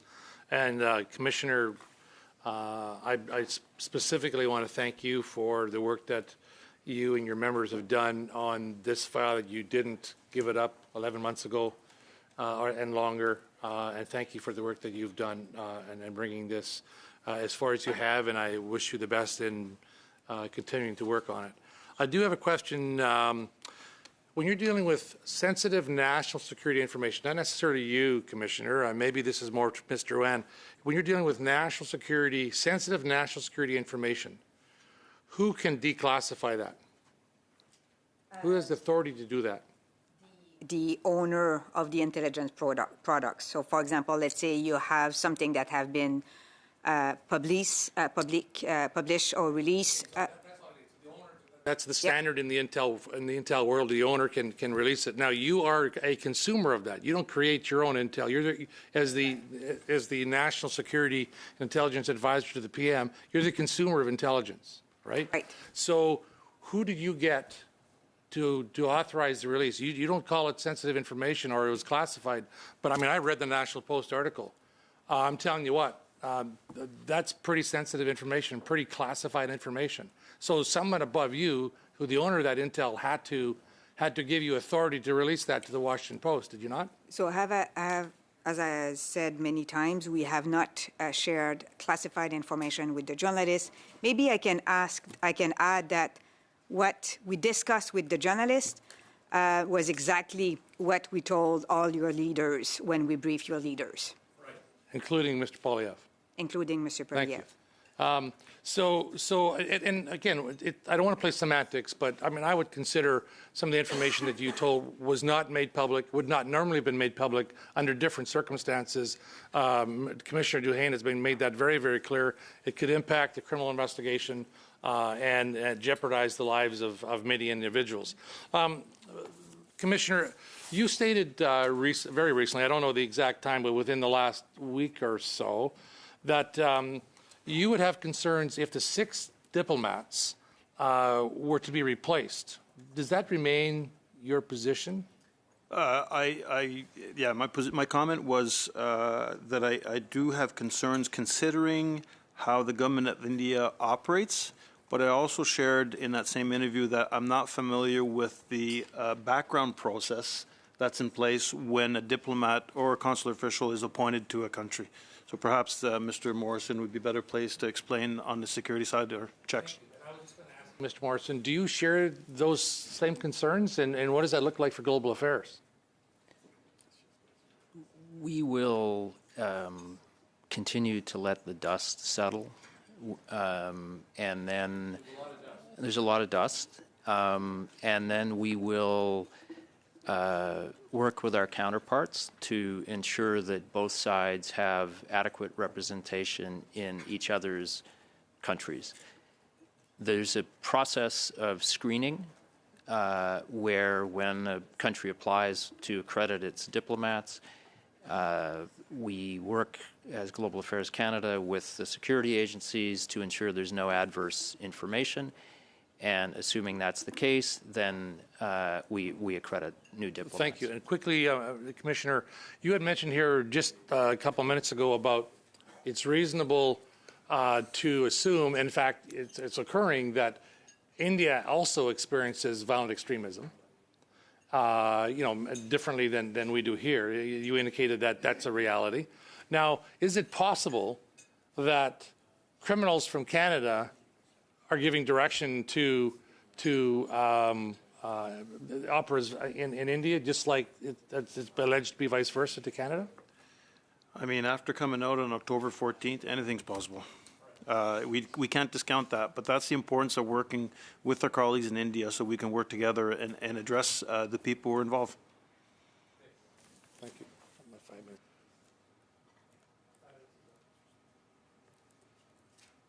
Too much. Okay, we go now to Ms. O'Connell for 5 minutes, please. Chair, and I have to say I'm quite concerned, and following on my colleague Mr. Sarai's comments, we're here at about just over an hour and a half into testimony, about 5 rounds of questions for the Conservatives. I think at least 3 of those rounds were focused on information that was done on background to the media that have confirmed that that information was not classified by the sheer fact that their own leader received the same information, and we all know he doesn't have a security clearance. So information that was provided by all leaders was also provided to the media, and Conservatives have spent at least 3 of their rounds on that issue, information that their party already had. And then what we just heard from Mr. Motz, instead of, to Mr. Sarai's point about the very real threat to community members, and I can only imagine how it felt and feels hearing these reports. Conservatives just spent a round asking about Canadian criminals in India, and not a single question about the fact that the Indian government worked with organized crime, and this is what is being alleged in the media, worked with organized crime to target Canadians with violence. There's a murder investigation. There are other investigations ongoing, and not a single question from the Conservative Party about how that might impact our community here in Canada. And to actually ask that question in terms of Canadian criminals abroad, I would think Canadians across this country, in particular in the Sikh community, the Indo-Canadian community, must find very cold comfort in what we just saw. And I don't know how to continue to not call that out for what it is. And I just think that Canadians deserve better. And so I thank all of you for being here to try and shed some of this light. We have our top security officials here for almost 2 hours, and that's the quality of question we got. I have to look at it from the community's perspective, and I'm quite disappointed that that's how that time was spent. But that is for Conservatives to answer to constituents across this country of why they would rather stand up or not call out the alleged actions of the Indian government that has been widely reported.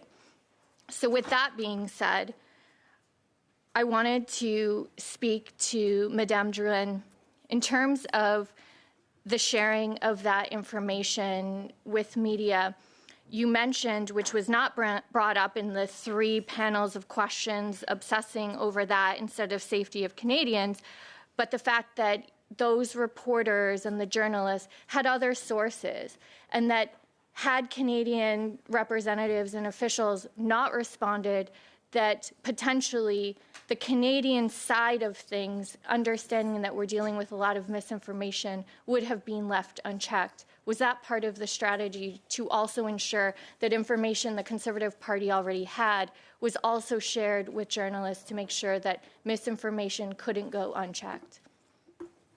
So you're right that the strategy of using an international media outlet was to make sure that based on what I've talked earlier, misinformation from India, repeating that Canadian media are part of the Canadian strategy, using the India violence as a political mean to achieve our goals. So the idea of using an international media outlet was to make sure that the information will be widely spread and that our side of the story will be bring correctly.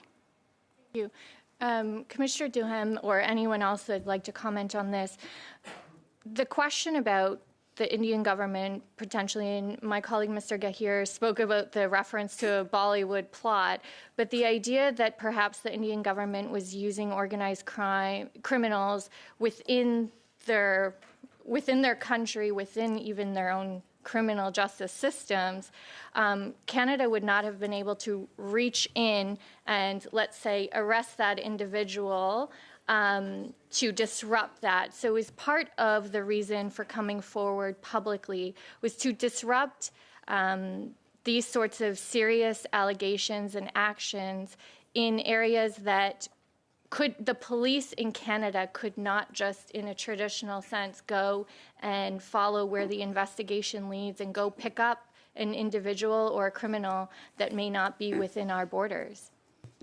Quick answer, please. Priority for us was public safety. Thank you. Great. Thank you, Ms. O'Connell. We'll start our fourth round now with Mr. Shipley. 5 minutes, please. Thank you. Thank you, Chair, and thank you to witnesses for being here today. I'd just like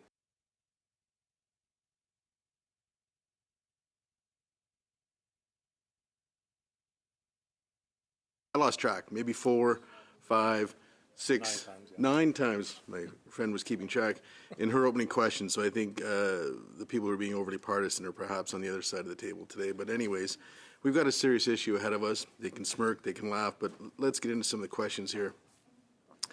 First to Mr. Morrison and Mr. Uan.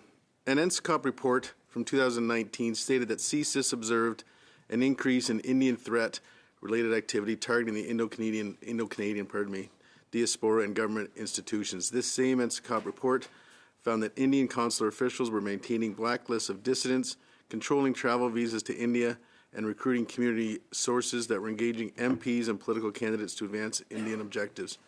Given that each of your organizations presumably read this report at the time and knew about these activities dating back to at least 2019, which very clearly fall outside of the norm of diplomatic activity, why did the government wait until these threats had escalated to the point of violence and murder to expel any consular officials? I think as Natalie said and has been testified to today, the various parts of the government have been live to the issue of foreign interference for a number of years and have been taking all kinds of measures when the situation reached its apex, as has been described, and as the RCMP has said, when they came to us and sought our help, we then used one of our heaviest diplomatic tools, which was the persona non grata tool. But I wouldn't assume that Indian foreign interference was not a constant subject of discussion throughout that time period, 2019 until the present, in all of our interactions with India. Mr. would you like to? India is also a priority for the work of the service. So when it comes to the resources we deploy to identify various strategies by India, that's one of the countries we concentrate on more.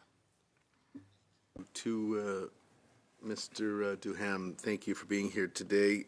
Through a lot of the reports we've read and a lot of the indications that a lot of this crime that we're talking about is going on here is being funneled through organized crime groups that are here in Canada. What have we done, or what have you done, or what have your group or the government done to disrupt the communication lines between organized crime groups and the Indian government? to ensure this doesn't continue? Well, the fact, Mr. Chair, that we came out publicly, that was one of the strategies we had to ensure that the message is out and that the community is aware and the community will report it, making sure that people from the community do not fall victims to influence and whatnot. And it's continuing to work with our government departments as to maintaining not oversight, but a view of what's going on in Canada with regards to the Government of India's influence on criminal activities in Canada. Thank you for that. And I have a quick question. I've really been intrigued today by Mr. Morrison and Mr. Nguyen. I'm going to quote your words back to both of you. You have both said that you've decided to go to the Washington Post to make sure you went to a respected and credible newspaper. By that, do you feel there are no respected or credible newspapers in Canada? Go back to, I think we said international outlet, sir. And this is a very you did important. say you wanted to go to a respected and credible news source, and you used the Washington Post. I think I explained that, and that has nothing to do, quite the contrary. And I also said in my opening remarks that the pretension of India are not right, but they pretend that our India file is politically motivated, and that our media are into that scheme too. So this is why we use an international outlet, because we knew that those allegations from India would resurface. So that was the nexus and the reason to go with an international outlet. Thank you, Mr. Shipley.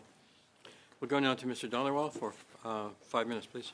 Thank you, Mr. Chair. Mr. Chair, over the past, many weeks, my constituents had come to me, and in fact, they have appreciated the leadership of Prime Minister Justin Trudeau, and also thanked the RCMP, Commissioner Duhem, and also Mr. Rogers, the work that CSIS has done, and community feels at ease. But on the other hand, they keep on complaining to me about the Conservatives and their leader, particularly when even today I can see the line of questioning is not focusing on the perpetrators of crime, which is agents of India. In fact, is questioning you and all those media things.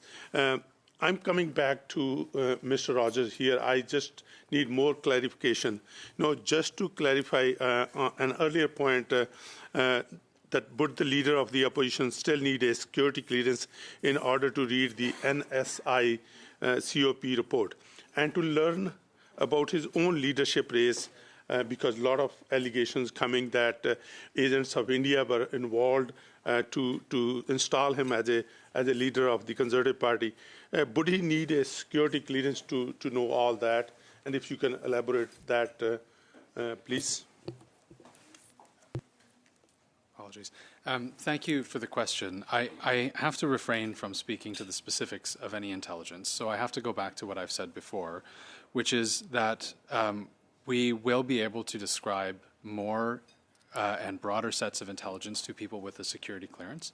In cases where that clearance is not available, we will look at the other mechanisms available to us, which might include things like threat reduction measures, or other types of information briefings, defensive briefings, or other briefings to help reduce the threat that would apply with any opposition leader or any Canadian.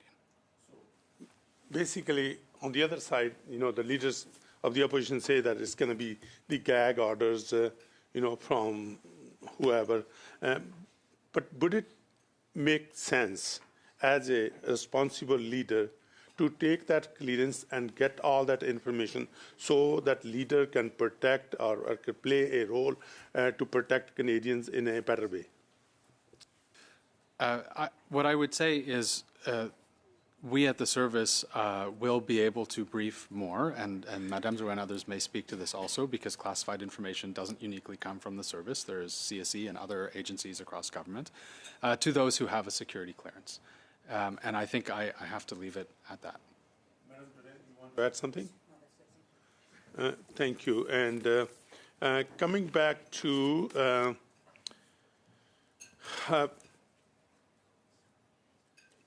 the RCMP.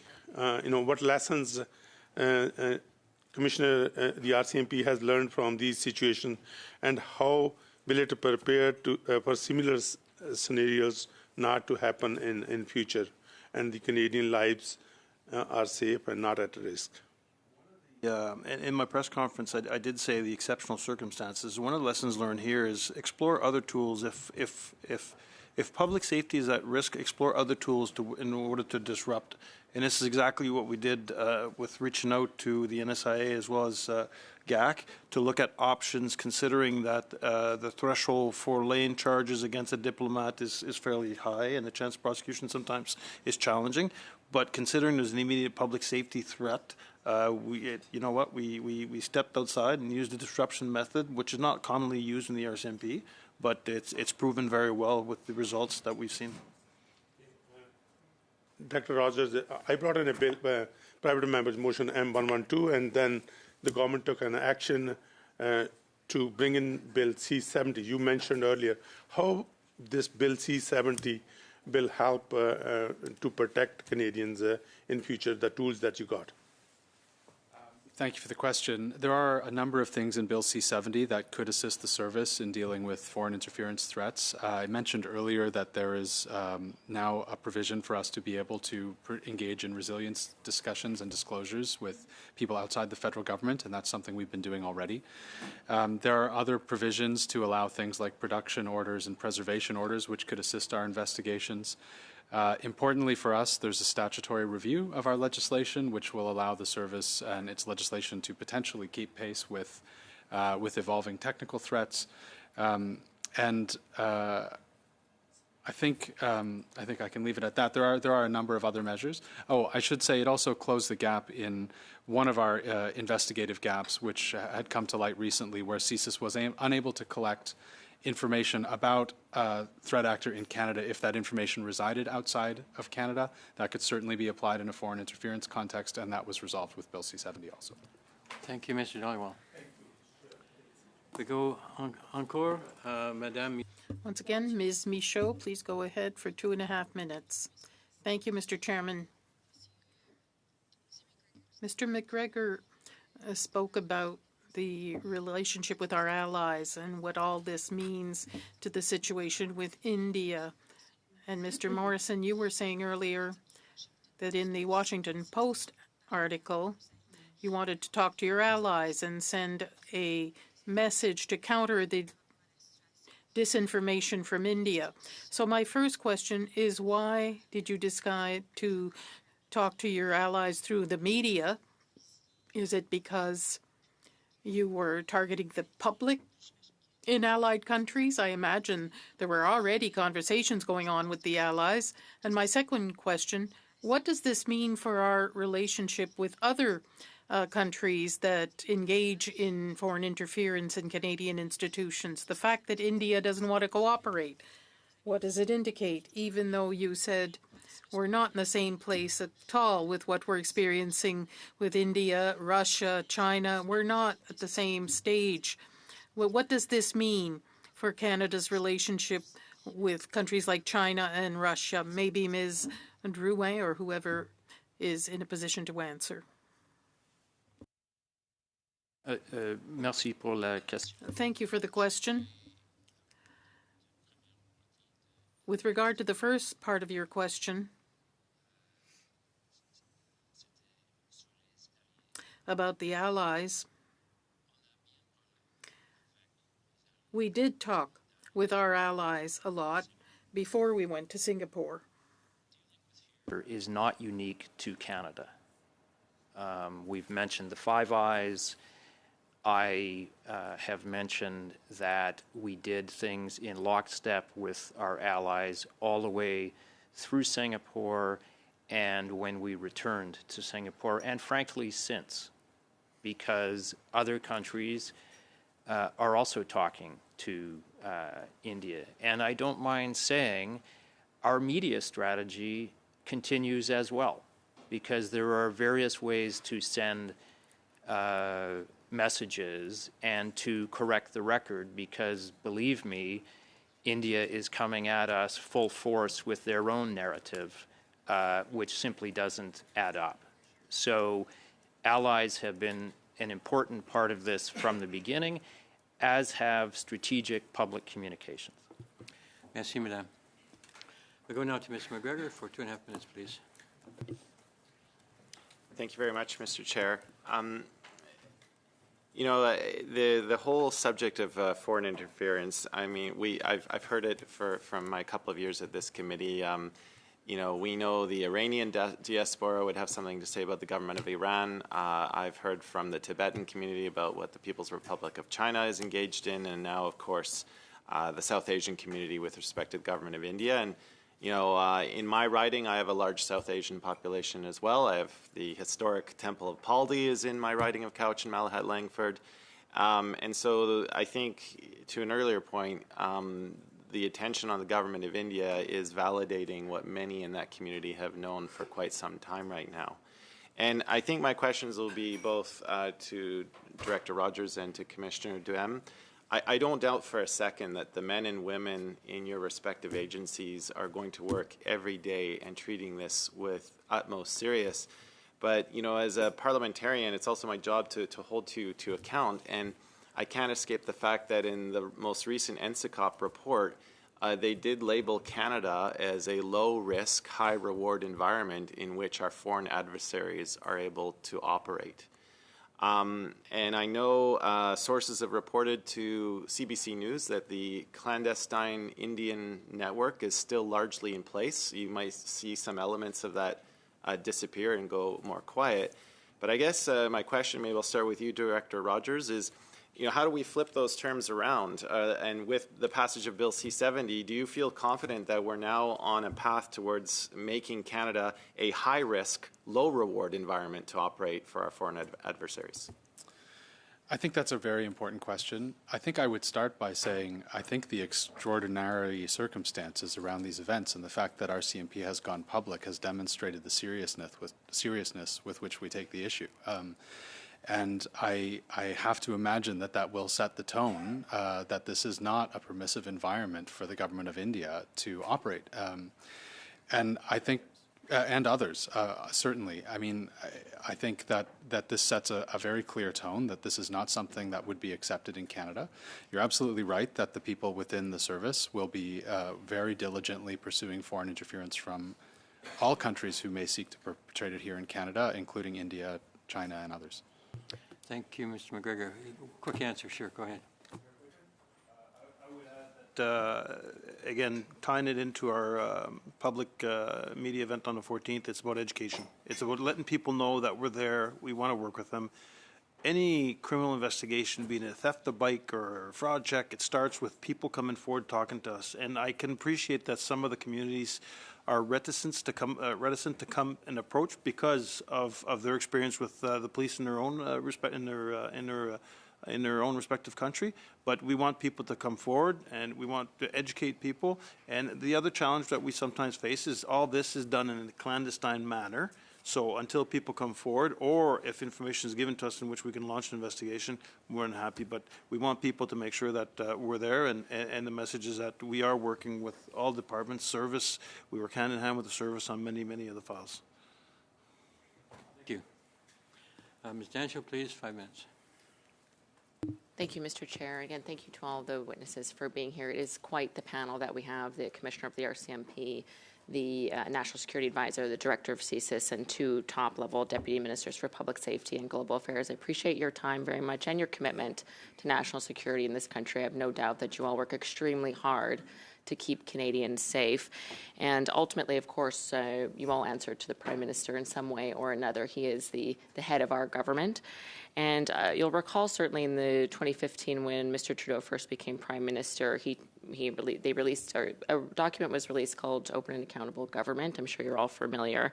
It mentions in there that as the head of government, the Prime Minister has special responsibility for national security, federal, provincial, territorial relations, and the conduct of international affairs. Do you all agree that he is the head of our national security apparatus, the Prime Minister? Does anyone disagree with that? No. So the responsibility ultimately ends with him, as you have agreed. And we are in a circumstance here where multiple individuals, one for sure, and perhaps others, according to the Washington Post article, have been murdered through direct ties to the government of India. Quite an extraordinary situation on our hands.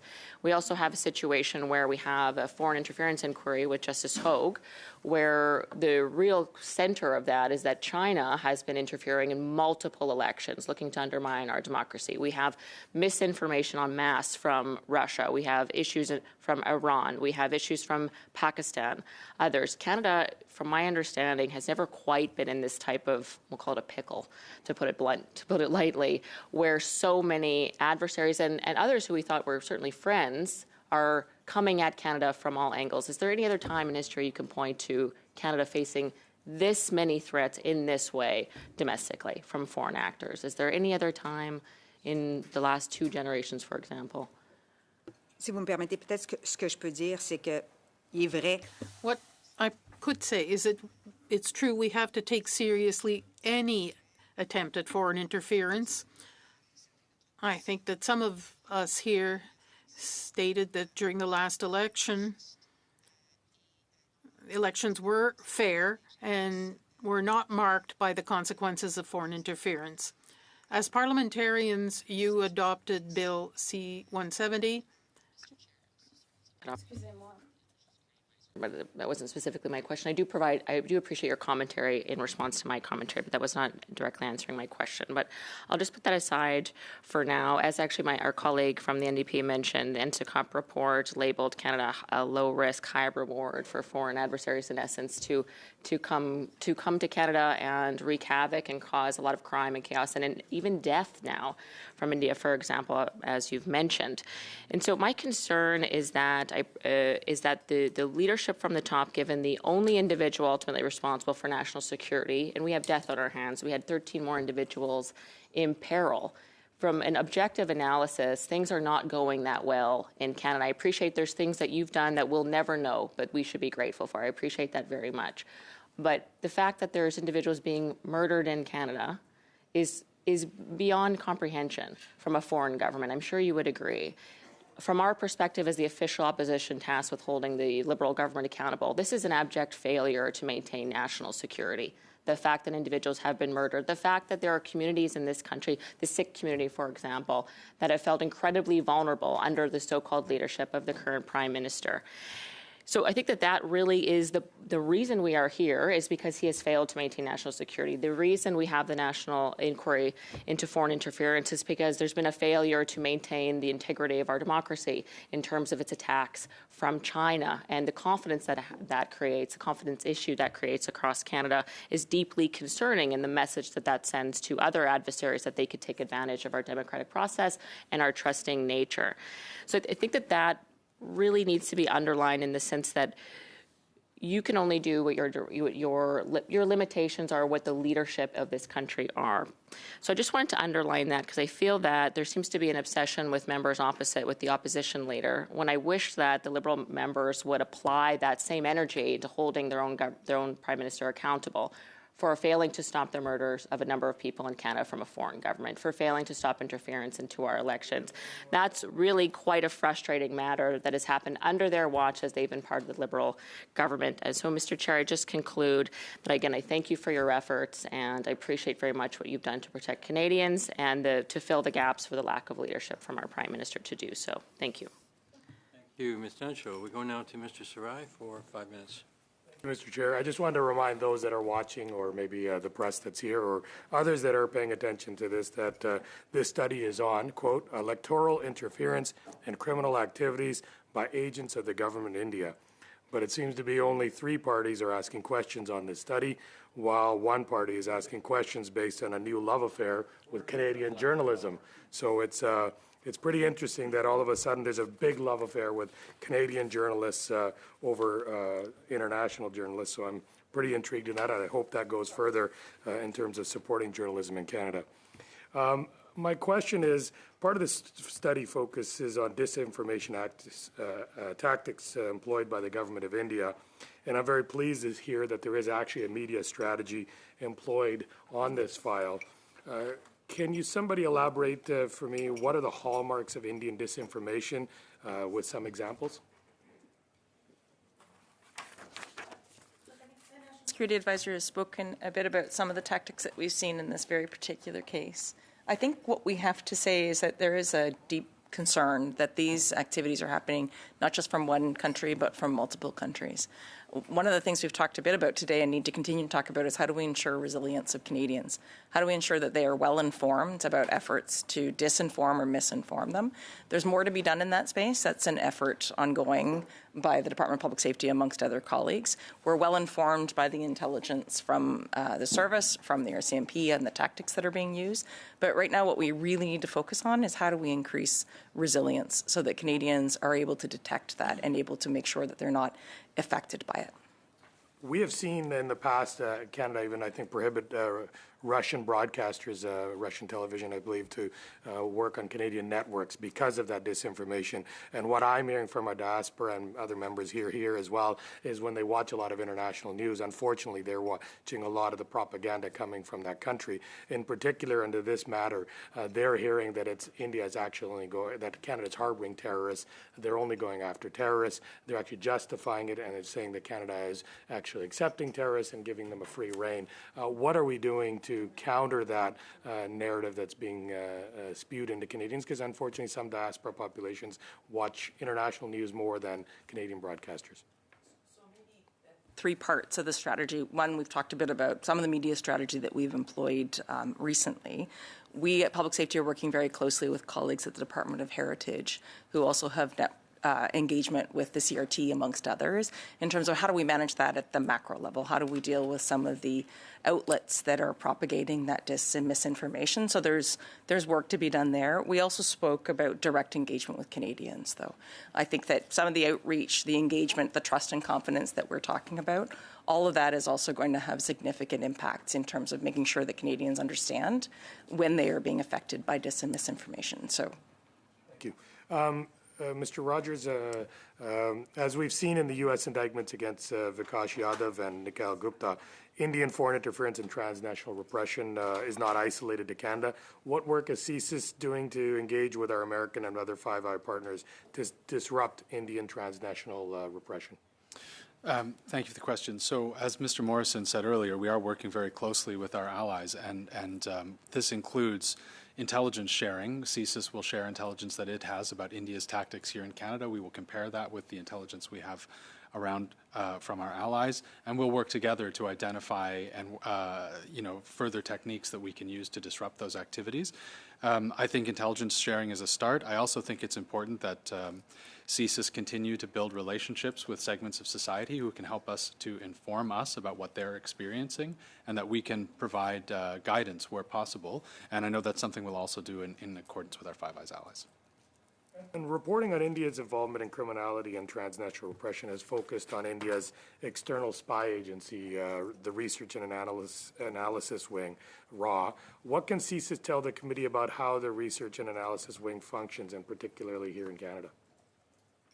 I don't think I can speak to the specifics of that in this case, particularly as a number of the elements of that would be linked to RCMP's investigation.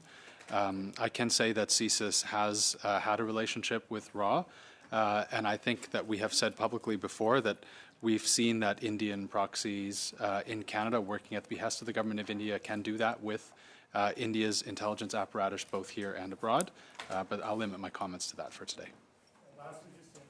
Mr. I don't know about my time, but Mr. Duham, can the RCMP advise what Canadian Sikhs can do to keep themselves safe in Canada and secure in times where they feel they are at major risk, even going to a place of worship and praying, or participating in any activities that they feel are lawfully allowed in Canada?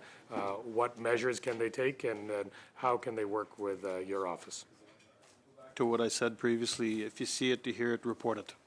Make sure that we're involved early on, and we want to continue the engagement with the different communities to build that relationship so there's a free flow of information with police and the community. Mr. Sarai. And thank you all for being here today and for all of your excellent testimony. And no doubt we will be in contact with all of you at some point down the road as well. So thank you very much. We are adjourned.